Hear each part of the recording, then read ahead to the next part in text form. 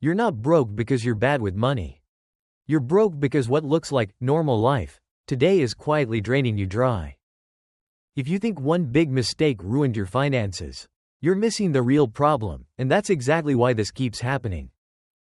Have you ever opened your bank app, looked at the balance, and felt a sudden, quiet panic in your chest? Not because you did anything reckless.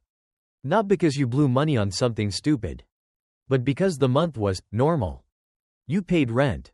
You bought groceries. You ate out a couple of times because life was busy and you were tired. You replaced something that stopped working the way it should. Nothing dramatic, nothing irresponsible.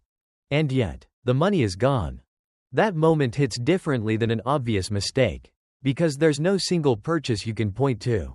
No clear lesson. Just this unsettling feeling that something is wrong. But you can't name it.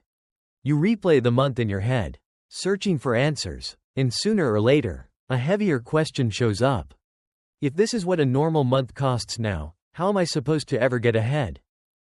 That question is dangerous, because it makes people turn on themselves.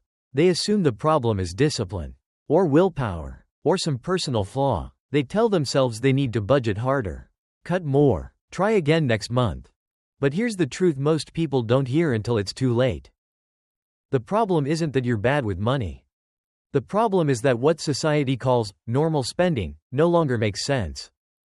Prices didn't just rise, the value quietly disappeared, and we all adjusted without realizing what we were agreeing to. At some point, expensive stopped feeling shocking and started feeling inevitable. And once that happens, money doesn't leave in loud, obvious ways. It disappears silently, piece by piece, until you're left wondering why working harder never seems to change anything. Welcome to Quietly Broke.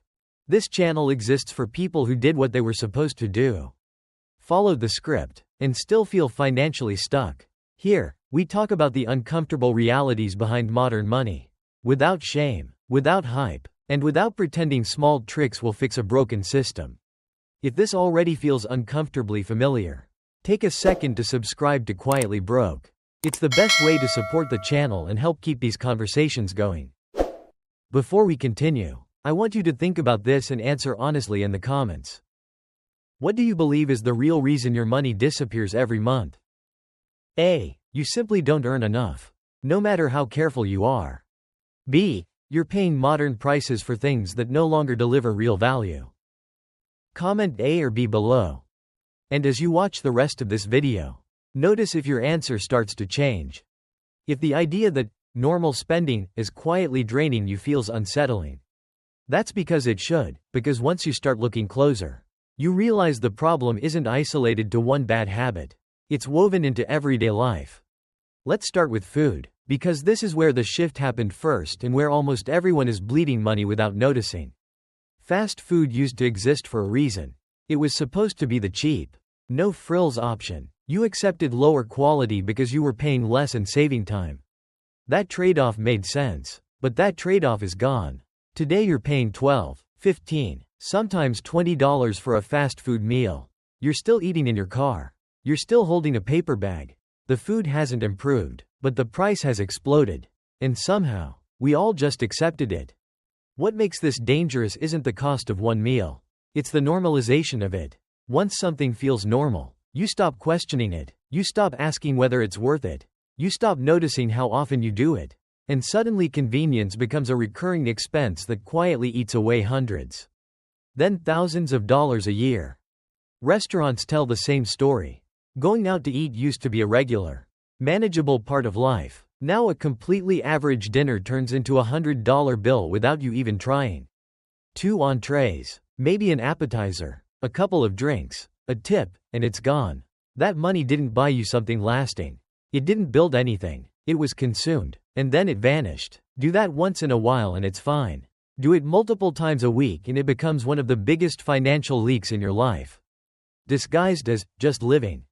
Then there's the spending that doesn't even feel like spending at all. Subscriptions. $10 here, $15 there. A service you signed up for because you might want it someday. Streaming platforms, apps, premium features, gym memberships you stopped using after the first few weeks. None of them feel expensive individually.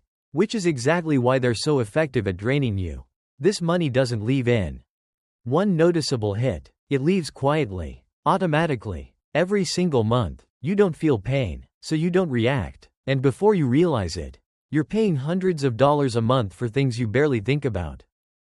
Technology follows the same pattern. Every year there's a new phone, a faster laptop, a slightly better version of something you already own. The improvements are incremental, but the pressure feels urgent. Your current device still works, but it's slower, or the battery doesn't last as long, or the marketing convinces you that you're falling behind. So you upgrade, not because your life will meaningfully improve, but because staying put feels uncomfortable. What rarely gets asked is the simplest question of all. Did this actually make your life better? Most of the time, the answer is no. You still use your phone for the same things. You still scroll, text, watch videos, answer emails. The upgrade didn't create value. It just reset the clock on spending. This is the core of the problem. You're not spending more because you're careless. You're spending more because the price of normal has been quietly raised across the board. Convenience costs more. Familiarity costs more. Doing what everyone else is doing costs more. And when every category in your life becomes slightly more expensive at the same time, the math stops working, even for people who are responsible. This is how money disappears without drama. Not through one bad decision, but through dozens of small ones that no longer feel like decisions at all. You're not buying luxury. You're paying premium prices for things that used to be reasonable. And as long as that goes unquestioned, your income will always feel like it's one step behind your life. Once everyday spending has quietly raised the floor of your life, the real damage shows up when you make the big decisions that lock those costs in place for years. This is where things stop being about convenience and start becoming about long-term gravity. Because some choices don't just drain money in the moment. They shape what's possible for you for the next 5 or 10 years. Cars are the clearest example. Not because cars are bad, but because the math is brutal and unforgiving. The moment a new car leaves the dealership, its value drops hard. You haven't driven it long enough to justify the price. And yet thousands of dollars are already gone. From that point on, it keeps losing value every single year. At the same time, you're making monthly payments, often large ones, often with interest. You're paying for something that is actively becoming worth less, while tying up a portion of your future income to do it. What makes this decision so powerful is how normal it feels. Buying a new car has been framed as a milestone, a reward for working hard, a sign that you're doing well. But for people without real financial margin, it quietly becomes an anchor. Those payments don't just affect your transportation. They limit your flexibility. They reduce your ability to save. They turn unexpected expenses into emergencies. And once you're locked into them, backing out isn't easy. Travel creates a similar kind of pressure, but in a different way. There's a constant message that you need to travel while you're young. That experiences are priceless. That if you wait, you'll miss out. So people book trips before they can truly afford them. Flights go on credit cards. Hotels get paid off later. The experience is amazing for a week, and then the bill follows you home for months. Sometimes years. The problem isn't travel itself. It's the timing. Experiences paid for with debt don't expand your life. They compress it. They turn future income into past memories. And when you don't have financial breathing room, those memories come with stress attached. Every payment is a reminder that you borrowed from tomorrow to enjoy today. What connects these decisions is that they feel justified in the moment. A car feels necessary. A trip feels meaningful. And sometimes they are. But when your financial foundation is already stretched thin by higher everyday costs, these choices don't just add joy. They add weight. This is how people get stuck even when they're doing well. Not because they made one reckless move, but because they stacked long-term obligations on top of an already expensive baseline. The result is a life that looks full from the outside, but feels tight on the inside. Every raise disappears. Every setback hits harder than it should. And progress always feels just out of reach, no matter how hard you try to move forward. And once those long-term commitments are in place, something else quietly starts influencing how you spend, often without you even realizing it. The pressure to look like you're doing well. This is where money stops being about function and starts being about identity. You're no longer just buying things because you need them or even because you enjoy them. You're buying signals. Signals that say you're successful, put together, moving forward, keeping up.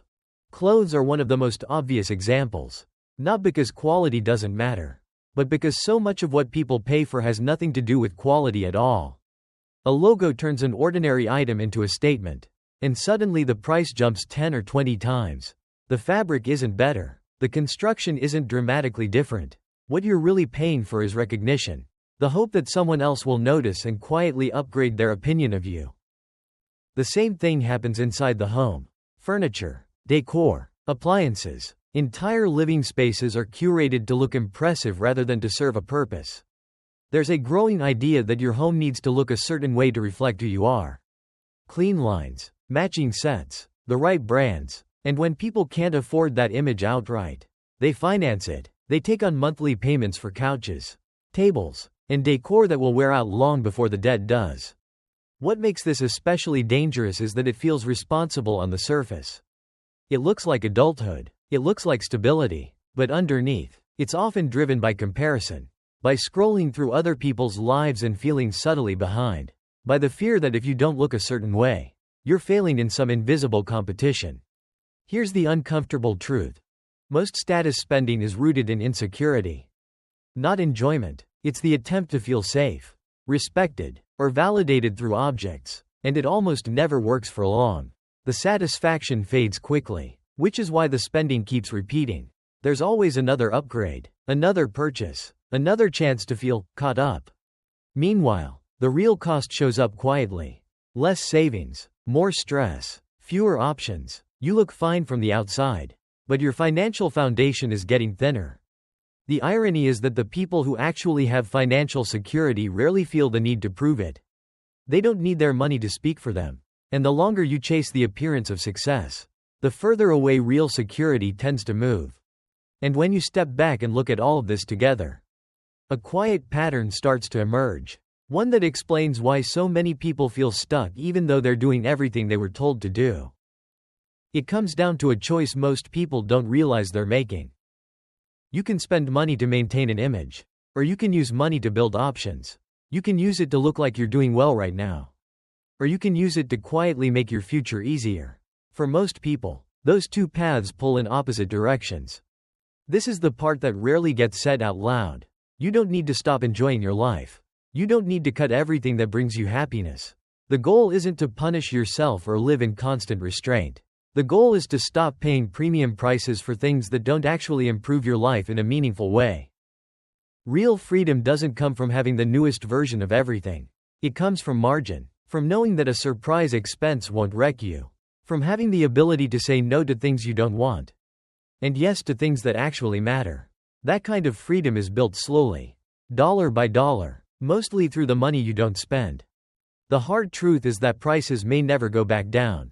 Companies have learned that people will adapt, and they have, but adaptation doesn't have to mean surrender.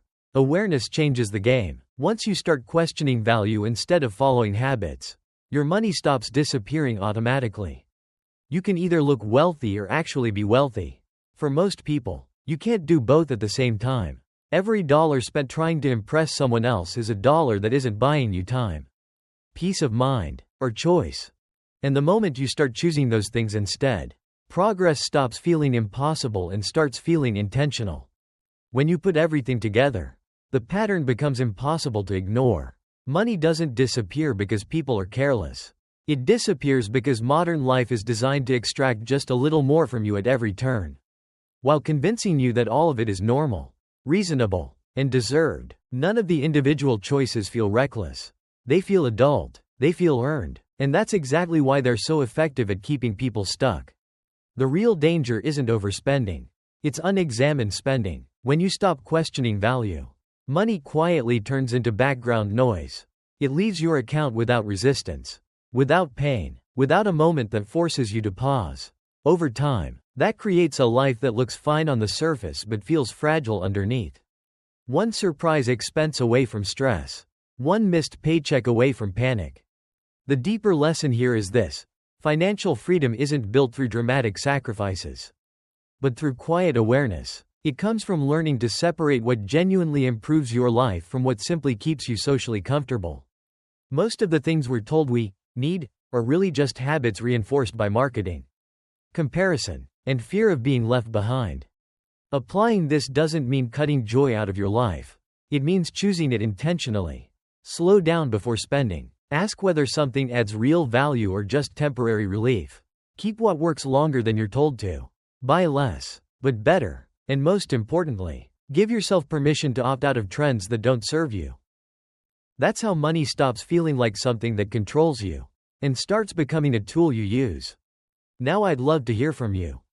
Do you think the biggest drain on your money right now is a few big decisions? Or lots of small, normal ones? Share your perspective in the comments so others can learn from it too. And if this video resonated with you, consider subscribing to Quietly Broke. Your support helps keep this channel honest, thoughtful, and focused on what actually matters.